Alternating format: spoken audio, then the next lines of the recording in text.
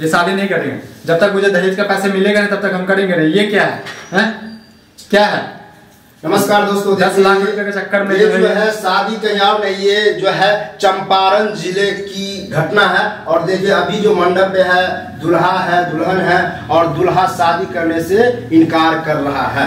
आखिर बारीकी से हम बताते हैं कि कारण क्या है, माजरा क्या है। आप लोग बने रहिए। हाँ तो दूल्हे राजा आप बताइए कि आप क्यों शादी नहीं करना चाह रहे हैं? जी देखिए, मेरा नाम विक्रम हुआ। ठीक है। हम दोनों की जो है शादी जो है पापा ने फिक्स किया है। यहाँ पे बात हुई थी कि दहेज, ठीक है।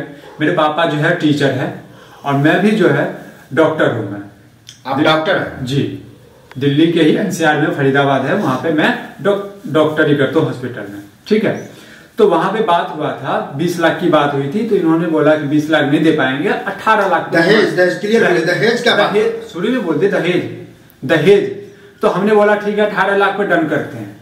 बताइए, 8 लाख रुपए दे दिया है, ऊपर से ये 10 लाख का ये जो है अभी तक मिला नहीं है। और ये बोल रहे हैं कि तब तक ये रखिए। क्या है ये? तो वैसे ही आप बोल रहे हैं कि मेरे जो है पापा टीचर हैं। हाँ। तो आपको यही शिक्षा दिया है कि दहेज के कारण रुकावट करो या किसी का इज्जत प्रतिष्ठा के बारे में ना सोचो। पैसा देखिए, बात हो चुकी है दहेज की, मतलब पैसे की बात। तो आपको पता होना चाहिए कि दहेज लेना देना कानूनी अपराध है। देखिए, कानूनी ज्ञान मत लाइए, कानूनी ज्ञान। आप कानून को नहीं मानते हैं? कानून को मैं मानता हूँ। तो मानते हैं तो फिर इस तरह से अब दहेज खुले हम बोल रहे हैं। मान लो हम मीडिया वाले हैं। कौन नहीं लेता है? आपके मीडिया में दहेज नहीं लेता है? नेता के बेटा दहेज नहीं लेता है? लेता है, देता है, वो चोरी चुप के होता है। लेकिन आपके तरह खुलेआम तो अभी ड्रामा जैसे आप नौटंकी बनाए हैं कि हम नहीं लेंगे, नहीं देंगे। मेरे भाषा को पकड़िए। बात हो चुकी है, जो हम पैसा देंगे, हम जबरदस्ती नहीं ले रहे हैं। जबरदस्ती लेते तब बोलते। अभी तो जबरदस्ती वाला बात है। मान लीजिए अभी नहीं दे पाया या नहीं दे रहा है, तो आप जो अभी कह रहे हैं कि शादी नहीं करेंगे तो जबरदस्ती हुआ ना। कोई बोलेगा किसी चीज को, जो इसको कीमत लगाओ, है तो मतलब आप खरीद रहे हैं? खरीद रहे हैं?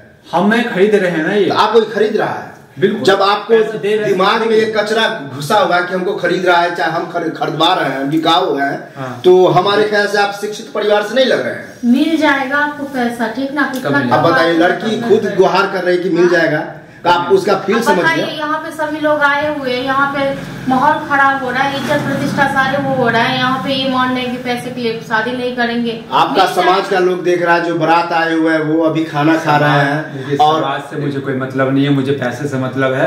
पैसा मिल जाएगा, ठीक है। तो पैसा से मतलब है ना। मैंने पहले बोला, मैंने ये भी बोला कि मैं आपको के पास में बारात एक भी लेके नहीं आऊंगा, क्योंकि मुझे समाज से कोई मतलब नहीं है। समाज क्या है? पैसा फेंकेंगे समाज आ जाएगा। मतलब आप पैसा का भूखे हैं कुल मिला के, यही हुआ। तुम कहाँ से हो यार? हैं?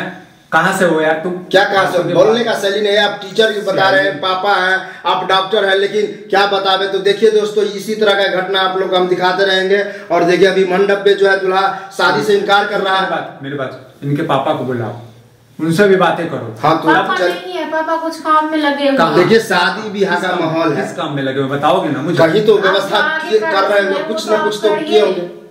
जो आगे का रस्म है वो भी नहीं कर रहे हैं। आगे का रस्म मारेंगे, अभी दिमाग खराब कर रहे हो यार। देखिए दोस्तों, तो इसी तरह से देखिए बोलने का शैली। आप इसको जम करके शेयर कीजिए।